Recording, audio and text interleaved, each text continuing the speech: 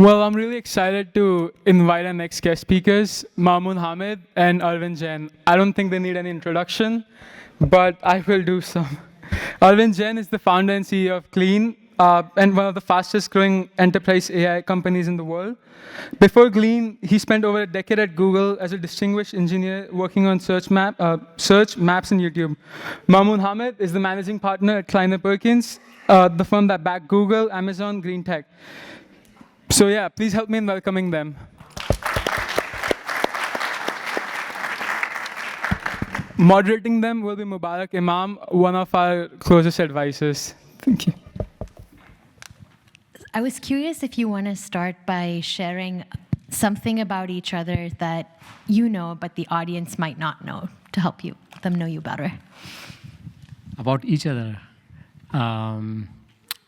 Well, I mean, I think, let me just share something that people may actually know. But for us, Mamoon has been an integral part of the Glean journey. They're known in the market as the first investors, but they were also the first, the first feeders to us. Like, we had a hungry bunch of engineers. We needed food, and we would actually, we were actually able to bootstrap at Kleiner Perkins' office, and eat in their kitchen. So that's a fact, that I wanted to share with everybody. Let's see about Arvind. He's you can probably tell already from the 30 seconds of him speaking is that he's extremely humble and modest, but he's also figured out a way to be in the right companies at the right time. During the .com, he was at a company called Akamai, which anyone who followed Akamai during the .com saw the rise, and not the fall because it's still around and it's a big public company now. And then after the .com, he went to Riverbed, and then he went to Google very early, and then he started a company, Rubrik, and then he started Glean before it was obvious that Glean was an obvious idea and opportunity. So Arvind is at the right place at the right time, not because he's lucky, but because he's skillful. Thank you. It's true.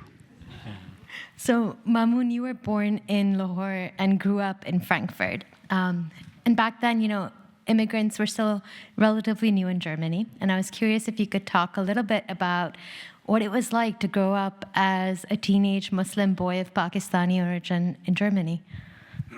Well, Germany did have a mass migration of Turks after World War II. So I was lucky enough to have lots of other Muslims that are Turks there in Frankfurt. But it was, you didn't think too much about it when you were growing up. I think that's all you know. You know Germany in the 70s and 80s. I was born in 1978, so really the 80s. And West Germany in the 80s split up from East Germany. But cities like Frankfurt actually had a large number of Muslims, and we had our own community of Pakistanis. Like, we'd go to each other's homes on weekends, and it was, yes, you went to school with German kids, and you played soccer with German kids, and then you saw each other in Pakistani homes. So we had I feel like a pretty traditional Pakistani upbringing, even though we lived in Frankfurt, Germany. And in fact, when we moved to Pakistan, when I was 10 years old, which were really formative years for me, you realize, wow, we're sort of old-fashioned because my parents came to Germany in the early 70s, and now that we went back in the early 90s, they were still living in the early 70s, right? And so, but it was a wonderful upbringing. I mean, I would not exchange anything, and I never felt like, I may have been an outsider, but I never felt that way, because I think you just look at the opportunity as a kid in front of you, and but it was amazing. And Arvind, your journey to the U.S. was different. You'd grown up in a small town, then moved to Delhi, and then you'd come to the U.S. What about Mamoon's story resonates, and what feels different? Yeah, I think for me it's the same way. I came to the U.S. in mid-90s, and I actually moved to Seattle, so there was not that big of large of an Indian community, but there was some.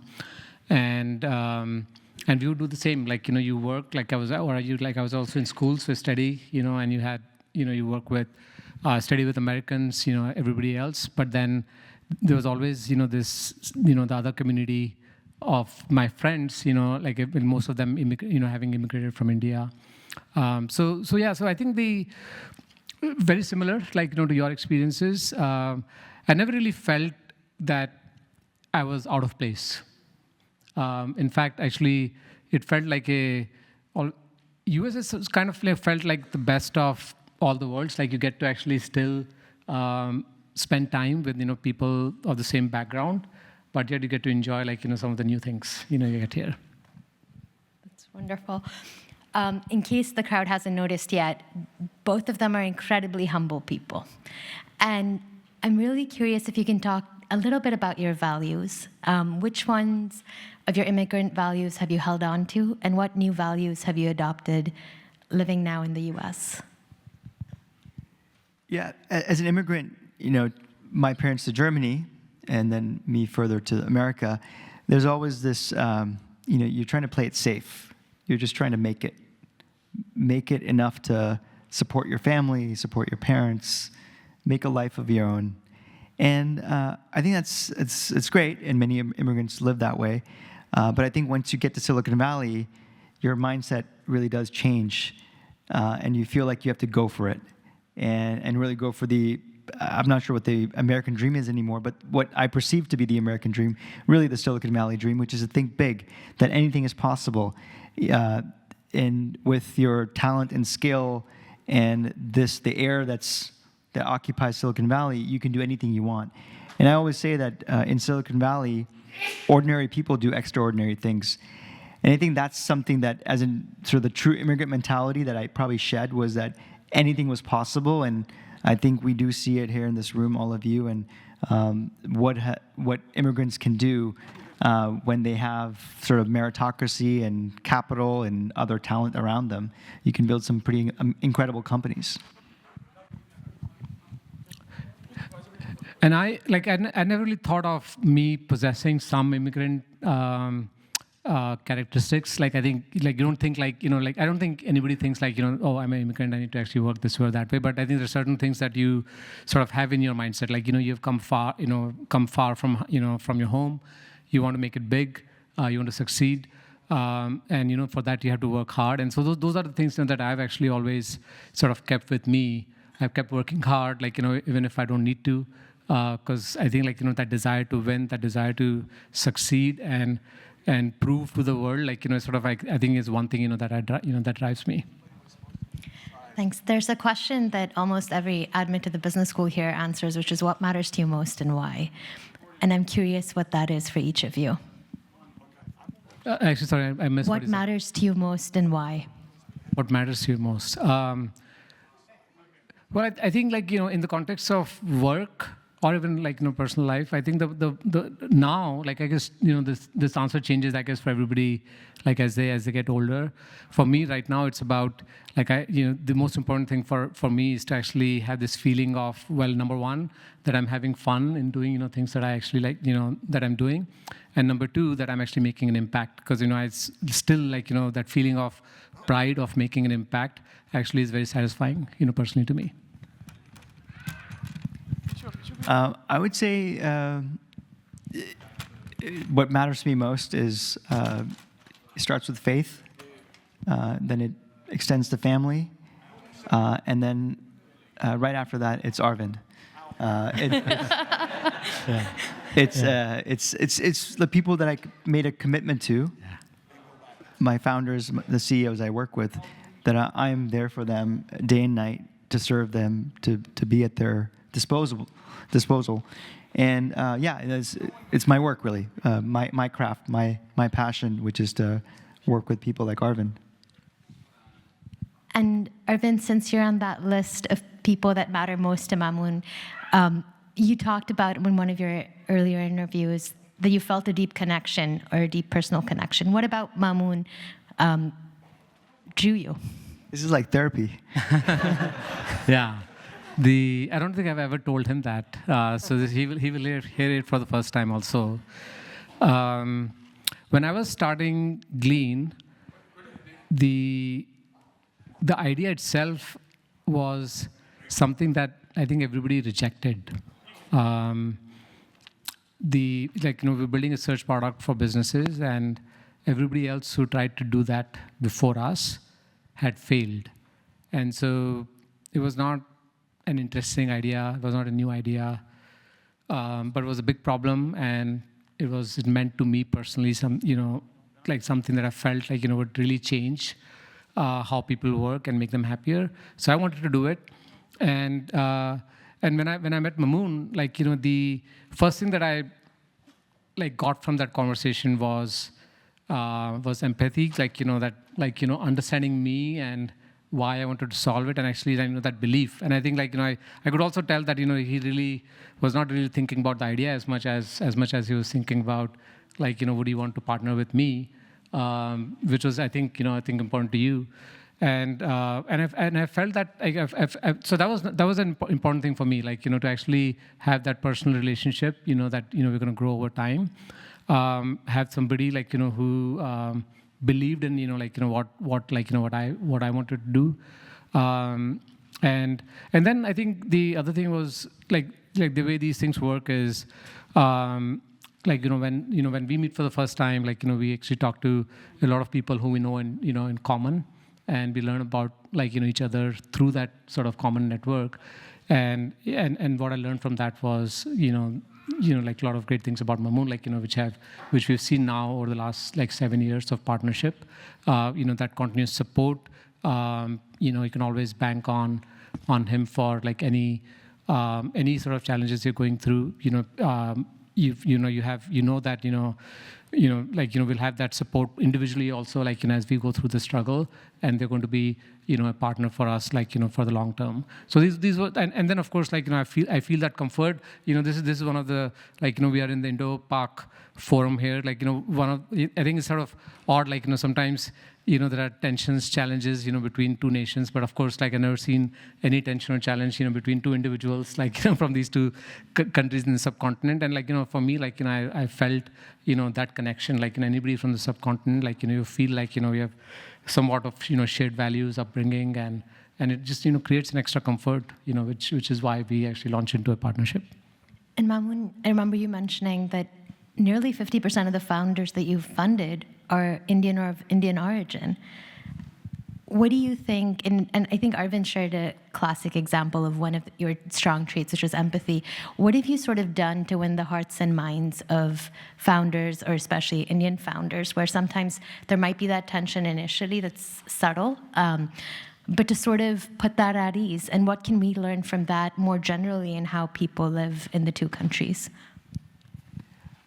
I think just to talk numbers, of the founders that we back, I think about almost 60% are immigrants, and let's just say half those are of Indian backgrounds, and maybe my weighting is slightly more towards Indian, Pakistani, or let's just say South Asian backgrounds. So I think that's probably just raw numbers, and just given my own background, maybe I have an affinity towards founders from South Asia, from India, Pakistan, and I've backed lots of Pakistani founders as well. And those are just the numbers, right? I would just say that, immigrants make great founders. And there's just something about, upbringing. They come here for education. They want to make the most of the time. They're 6,000-7,000 miles away from their families, and their opportunity cost is being with their families. And they came here for a reason, right? And so there's a real reason why immigrants make amazing founders. So I don't think I've ever thought about it from am I backing Indian founders, or do I have a relationship or a kinship?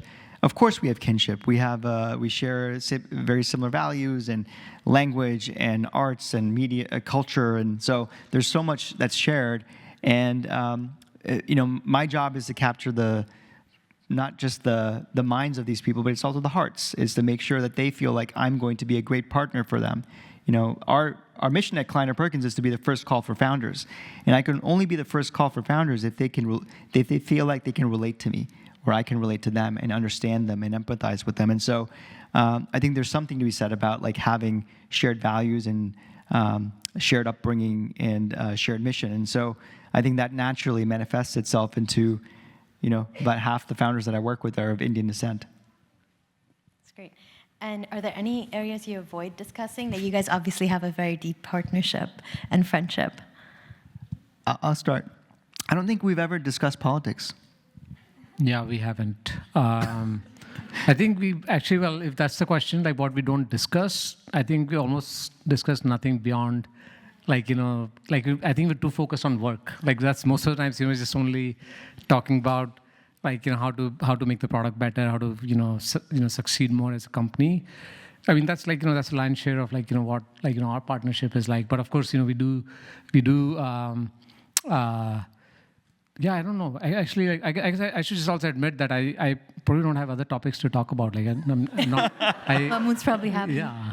I think, we don't have time to waste on stuff that's irrelevant to building an amazing business, and that's how we, further the world. And I think honestly that's the truth is that we could talk about other stuff, and I'm sure we'd have a lot of points of view. But I think there's certain things that we can control and certain things that we can't control.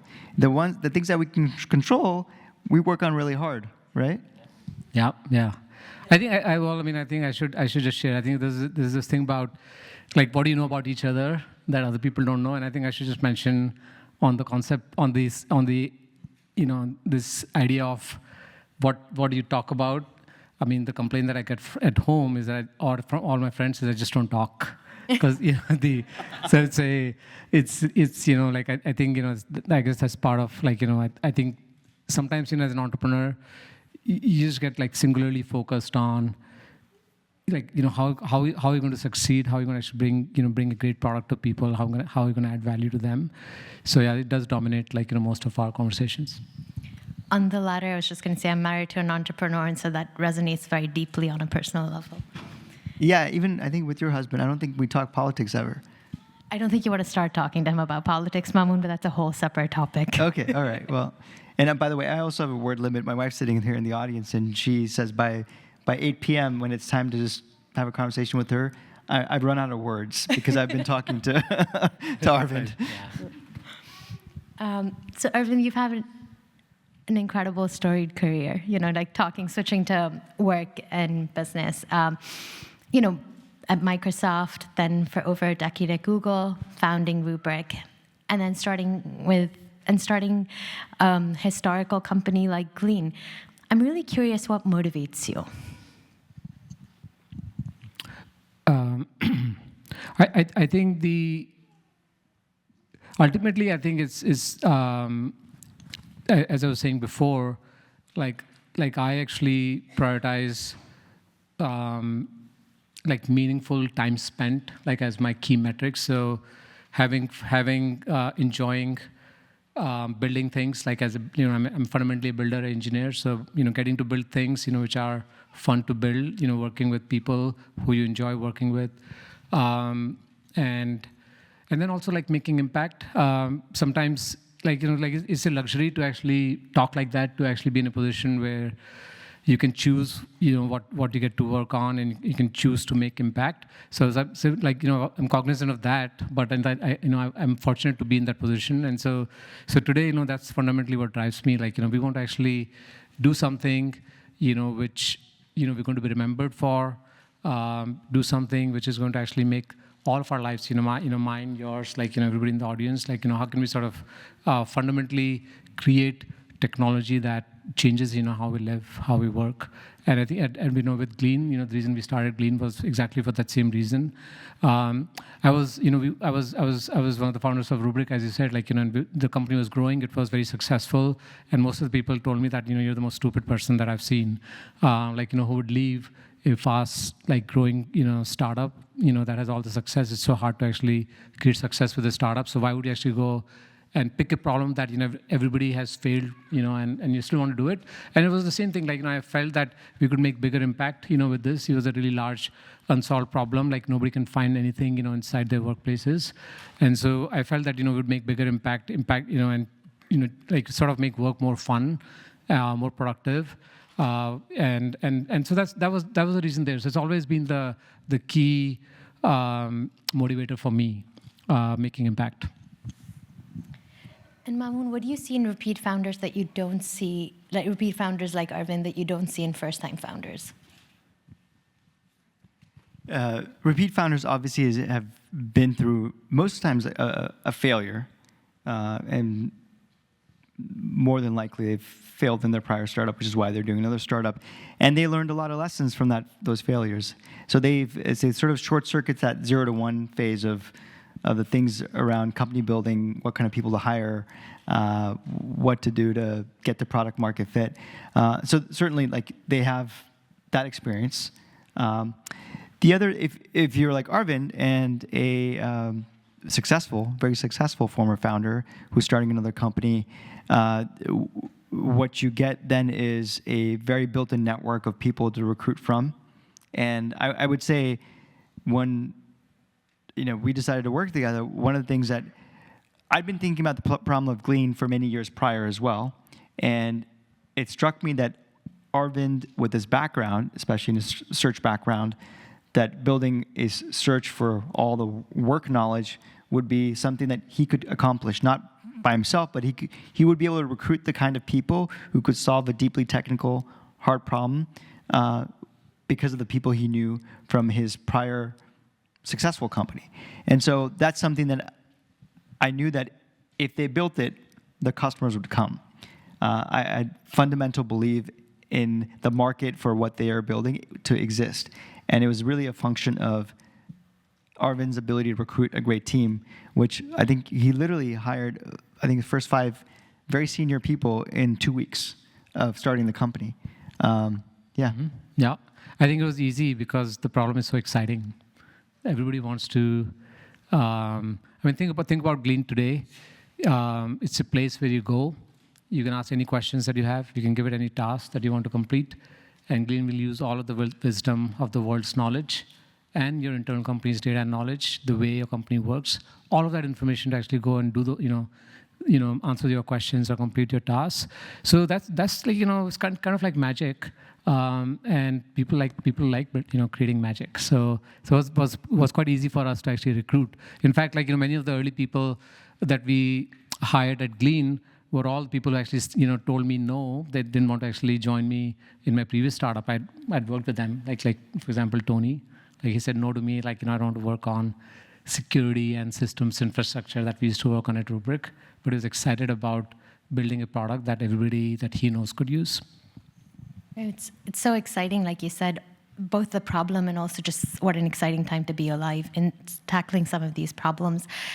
I was curious if just given the recent news and what we've seen with Claude, if there's anything you want to share, there's sort of this mania around Claude and co-work and everything that you've built with Glean, with security in place. Anything you want to share about that right now? Well, how many people are using Claude today? Can you see show of hands? Yeah, almost nobody didn't raise their hands. And that's what Claude mania is. There is tremendous interest in this technology, and a lot of people in workplace today feel like there's no optionality, like they have to be on it. They have to learn AI, and this is the right mindset. That's how people should think. But I think it has sort of reached that feverish pitch where now companies are rolling out these AI tools while bypassing the typical security measures and checks and controls that they have when they bring new software inside their company. And this is one of the things which is actually quite risky. You saw there was a big leak day before yesterday. Their core IP and technology was leaked in open source. In open domain. And now enterprises are thinking that should we be doing things the way we're supposed to, we build these mature security processes over the years, and should we make sure that we actually keep sort of keep those guardrails in place. So that's actually interesting, sort of just a change in mindset. I actually had around 8 or 9 conversations since yesterday with customers where we see a little bit of that sort of fear coming back in, like, that, hey, look, we need AI, we need people to learn it, but we're actually going to do it with the right guardrails and security processes. Thank you. I'm curious, Mamoon, because you've been probably investing, like at least meeting a lot of founders right now, and it's an exciting time. What is one thing that excites you, and what is one thing that scares you? And this is a question for both of you. Yeah, what excites me is that the quality of founders with just excellent ideas because of what's possible today with AI, LLMs, et cetera, is at the highest level in my career. So, which makes it also the most challenging time in terms of you can't invest in everything, or we typically invest in 10 to 12 companies a year. But I would say right now there are probably 50 investable companies every year for us. And so we're probably not investing in 50, but we're probably investing in 20 or 25. And we're a small team at Kleiner Perkins. We're 7 investors, and so that just means we're very stretched right now in terms of really prosecuting really great founders and ideas. What's scary about this time is that there's just so much, the rate of change is so dramatic that every week there's a new thing that's coming out, whether it's these days it's really from Anthropic to some cloud thing, or that could kill 2 of your companies in an instant. Last year it was OpenAI launching something that could instantly kill one of your companies. And so the rate of change is so dramatic right now that you just can't call the next year, the next 6 months even. But I think what you can, in a time like this, you can focus on problems you're solving and be excellent at solving those problems. For example, managing knowledge inside of a company and providing answers and workflows and going deep on very specific work-related tasks. You can focus on that and come out of the other side, building a $100 billion company, or fixate on what Anthropic is doing this week and say, I throw up my hands in the air and give up, or they're going to come for me, so might as well, not do this because they've already done it. So I think there's a big gap between what these companies are capable of doing and what they actually offer, and where the opportunity for companies like Glean exists. Yeah, I sort of echo most of the things that Mamoon said. What's really exciting today is you have this amazing technology, the models, language models. There's so much sort of smarts reasoning, that's built into them, and it allows you to create brand new products. You can take what you have today, products that you have in your company, and imagine making them 10 times, 100 times better. So it's it's fun to be an engineer. It's fun to be a company which has that capacity to leverage this innovation and build amazing products, build amazing businesses. What's scary, or actually maybe one thing I should add there is you mentioned something very important.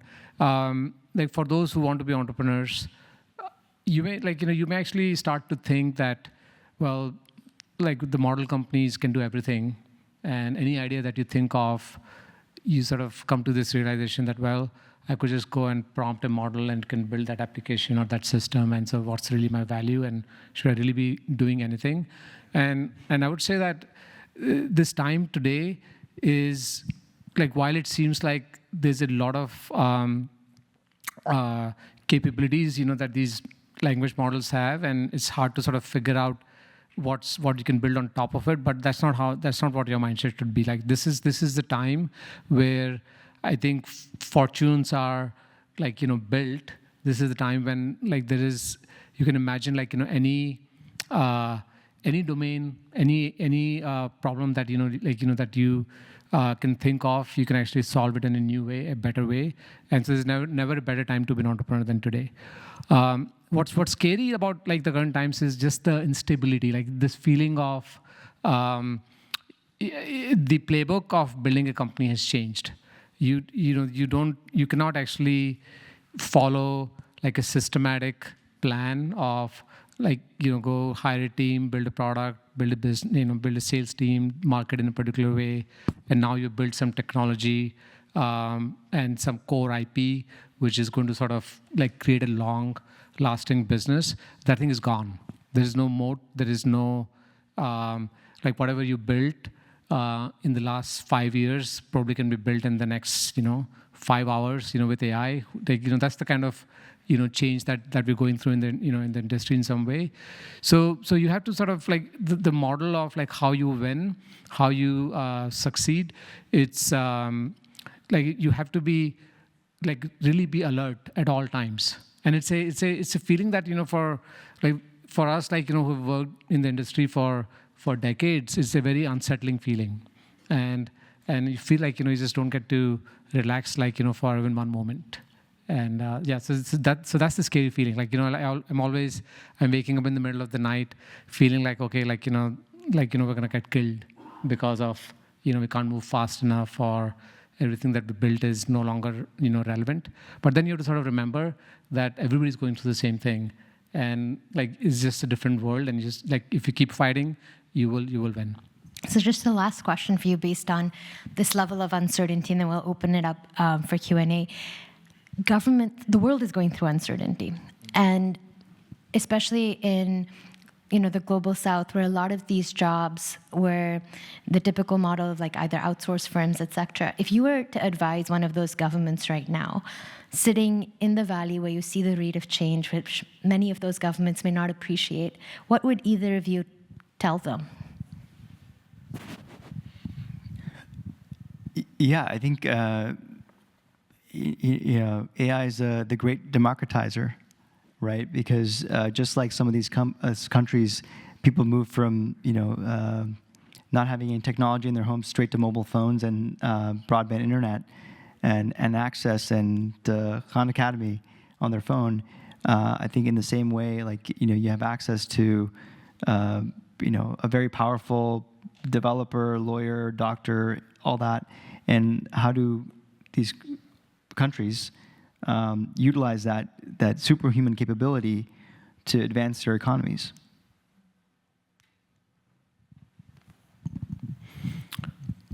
I mean, I don't know if this session is being recorded. I usually have no advice for the government. I don't think it is. Don't feel capable of, doing that. But I think like one topic, sovereign models has been an interesting topic, and I do have an opinion on that, which is I think it's important for every country to make sure that that there is something around like AI is going to be. It's sort of like AI is becoming part of a population. Like it controls a lot of narrative, and investing in models or governance or regulations, which are sort of compatible with like your nation's values is important. So I think investing in, for example, sovereign models is actually a good idea in my opinion. Great. Let's open it up for Q&A. You're helping both. This question is for Mamoon. Samir Kamar, I'm a physician. I think we met online. It's good to meet you in person. So I'm a doctor. I just recently built a healthcare AI guidance and education system that's scaled over the last month to 60 countries. It's growing fast. What is Kleiner Perkins' view on, do you bet on the jockey or do you bet on the race? I.e., if you were to invest in Uber, if Lyft came to you, would you invest in Lyft as well, or do you just try to keep the competition out? Well, congrats on all the traction for your company. Yeah, a lot of it does distill and boil down to the jockey. And once we've bet on the jockey with the jockey hat, we will. Did you know that you're wearing a jockey hat? I know. Yeah. Is it a jockey hat? I mean, like it's a driver's hat. Driver's hat. Okay. Newspaper boy. Lots of personas there, huh? Yeah. Yeah. So, but yeah, going back to, so much is about the special people, right? Like it is about the jockey, and obviously, like again, like wouldn't bet on this jockey if it was an idea that I had no idea. Like I didn't have a prepared mind around. I had no prior knowledge around. I didn't have a point of view around what the jockey's building. So it's a combination of both. It's like first yes, like you've been thinking about ideas and markets that are exciting, and you come across a jockey that you're like, oh my God, this is the perfect jockey for this race. And so it's a combination of both. Go ahead in the front.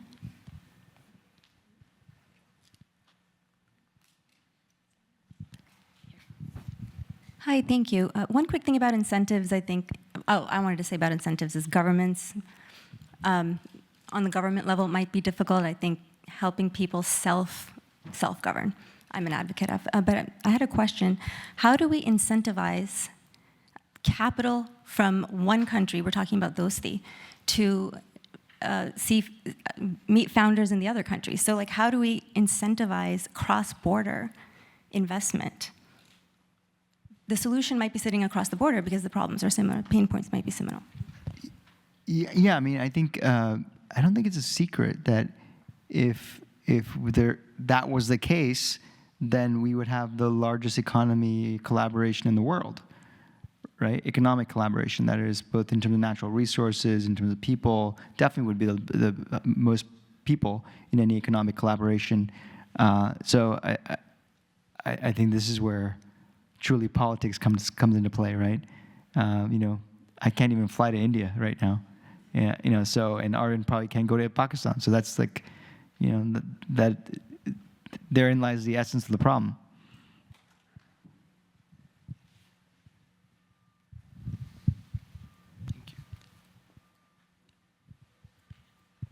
Hey, how's it going? My question is for Mamoon. Salam, my name's Sohaib. My background is within banking and finance and spent the past few years working in VC. I run the Muslim Founder podcast. We host some of the biggest Muslim tech entrepreneurs like Amjad from Replit. We've got the founder of Kareem, based out of Dubai. We've got tens of millions of views. Something you mentioned is about, faith is like the most important thing to you.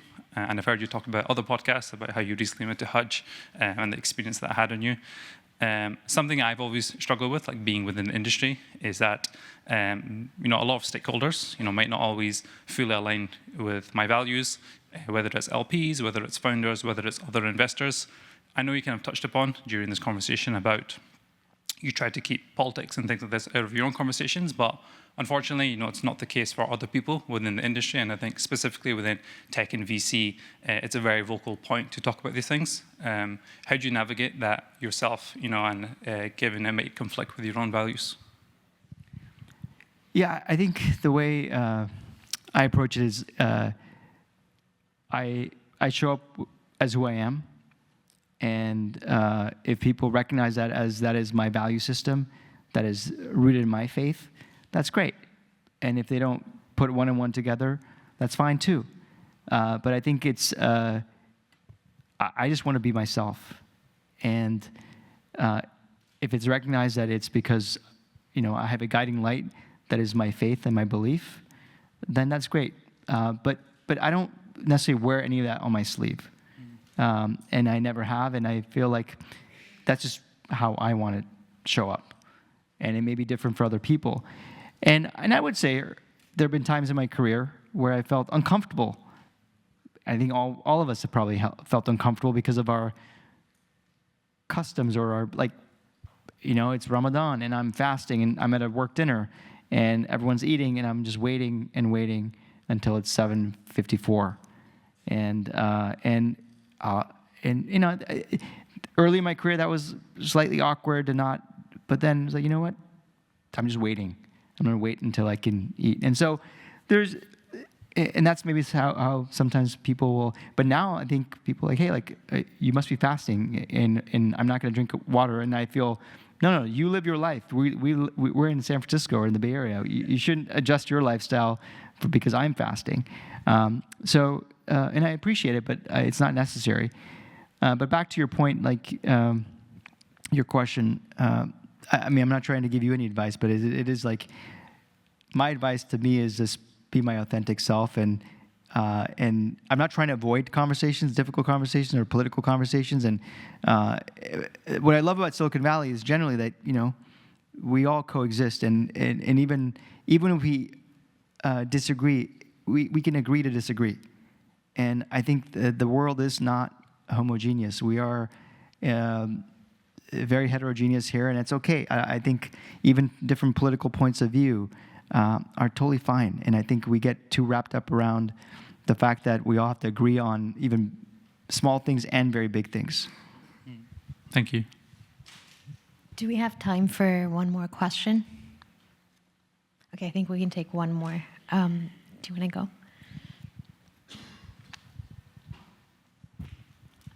Hi, thank you for the great discussion. My name is Sitara Noor, and I'm a postdoc here at Stanford from Pakistan.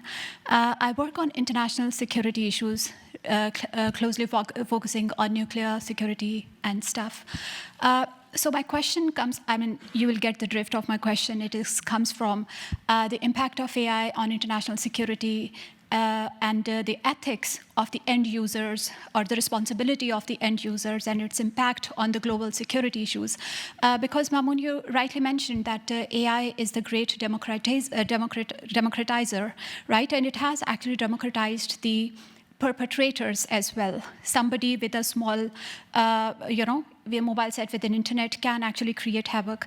But on the role of ethics and the consideration that what risks are emanating from the AI integration into many policies and systems, whereas the regulations are really falling behind. The technology is advancing so fast that it is outpacing the regulations, which could actually control or ensure that it is not misused or misplaced. Does that come across to you? Because, perfect is enemy of the good. You can't really wait that some regulation comes and then you can't keep technology's advancement hostage to the regulations. So how do you deal with that dichotomy or dilemma, or does that ever occur to you as a developers or people working on this? Yeah, Arvind has a point of view as well, but a quick point of view is that it's really hard to regulate something that is moving so quickly, and especially leaving it in the hands of legislators, whether it's a state level or national level. I was actually in DC 2 weeks ago at the national level, where I think we much rather have some understanding of it at the national level in Congress than have state by state regulating AI. And by the way, it's almost impossible right now to regulate something that is moving so rapidly. And I think it would be really a bad move for the U.S. to regulate while, let's say other countries like China, you folks have unfettered ability to continue to develop, and given the kind of regime they have over there. So it's a real problem. It's a real, problem, or it's a challenge rather than a problem that needs to be dealt with. For now, you have companies like Anthropic that people generally trust because they have really good guardrails and AI ethics. So I think we all feel better about companies like that succeeding than others. But maybe Arvind has a point of view as well. No, I think that's it's a really difficult place that we are in. Forgetting like how government regulates, like the builders of the technology themselves don't know what the technology they're building can actually do. That's the fundamental nature of AI and language models. So I think what we can do is first pick what are the areas where regulation matters the most, and I think then start to sort of bring guardrails and requirements on those fronts, while at the same time creating maybe some kind of structures where all the tech developers, everybody who's building these products, know that there is risk in their business, if they're not sort of self-regulated. So I think we have to think through these challenges. I do also participate in some of these discussions, but right now, as Mamoon said, that you can regulate something, but like you don't even use that thing anymore. Like the next day, like there's something else that is already fundamentally different from like how AI worked last week. So we'll have to figure it out, like how we sort of handle this. But I think that there is no doubt that there's a lot of AI that needs like really strong guardrails. Otherwise, it can inflict great damage. Thank you so much for your time. And I think with that, we'll hand it off for the next panel. Thank you. Thank you, Mamoon and Arvind.